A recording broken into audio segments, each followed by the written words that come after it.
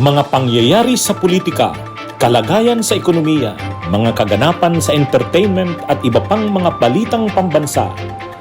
Pinas Update, maging updated sa balita upang maging makabuluhang mamamayan ng ating bansa. 5 ang patay sa salpukan ng eroplano sa Japan. Nasa pulpa sa video ang pagsabog at pagliyab ng eroplanong mahigit 300 ang sakay. Sa runway na ito kanina sa Haneda Airport sa Tokyo, Japan, bigla na lang sumabog at nagliyab ang kalalanding lang na eroplano galing Hokkaido. Pati ang dinaanan nito, nag-apoy rin. Sa video na ito, kitang-kita ang lakas ng lagablab. Mabilis namang rumisponde ang mga bumbero. Bukod sa labas, may sunog rin sa loob mismo ng eroplano at makikita ang apoy sa bintana. Mahigit 300 ang sakay niyan at sa kabutihang palad ay nailikas agad sila.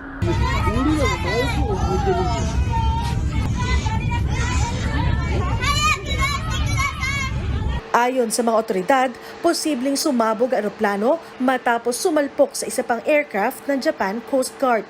5 miyembro nito ang namatay, bagamat nakaligtas ang kapitan. Inaalam na rin kung may Pilipinong nadamay. Dahil sa nangyari, naudlot ang isang flight ng Philippine Airlines mula Manila papuntang Haneda Airport dahil sa temporary closure doon. Ang pagsabog at pagkasunog ng eroplano nangyari isang araw lang matapos yanigin ng lindol ang Japan. Kitang-kita sa aerial video na ito ang lawak ng pinsala ng magnitude 7.6 na lindol na sinundan pa ng sunog. Maraming bahay rin ang nawasak at napitpit ang ilang sasakyan. Nag-iwan din ng lindol ng malalaking bitak sa kalsada. Pansamantala munang nananatili sa mga evacuation center ang mga apektadong residente. Pansamantala ring nakatira sa City Hall ang nasa 35 Pilipino roon. Sabi ni Philippine Ambassador to Japan Maylene Albano, nasa 1,300 ang Pinoy na nasa Ishikawa Prefecture. Ligtas silang lahat. Ang Japan naman po, ready po sila kasi meron po silang mga evacuation centers. So yun po ang initial advice, yung pwedeng makalipat dun sa possible tsunami-affected areas, pinalipat po nila.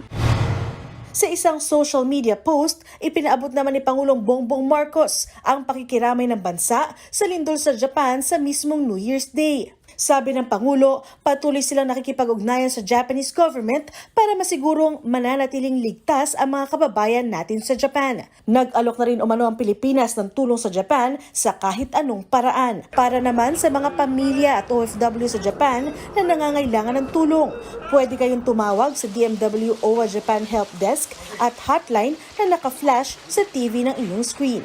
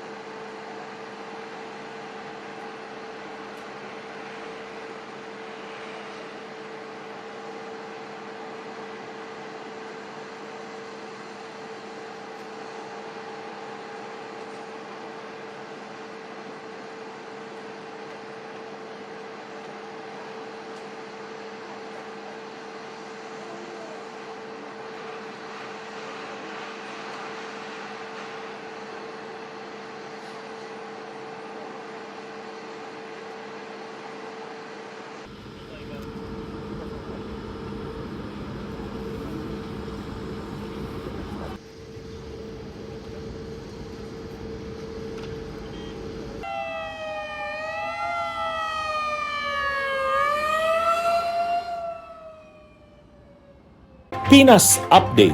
Maging updated sa balita upang maging makabuluhang mamamayan ng ating bansa.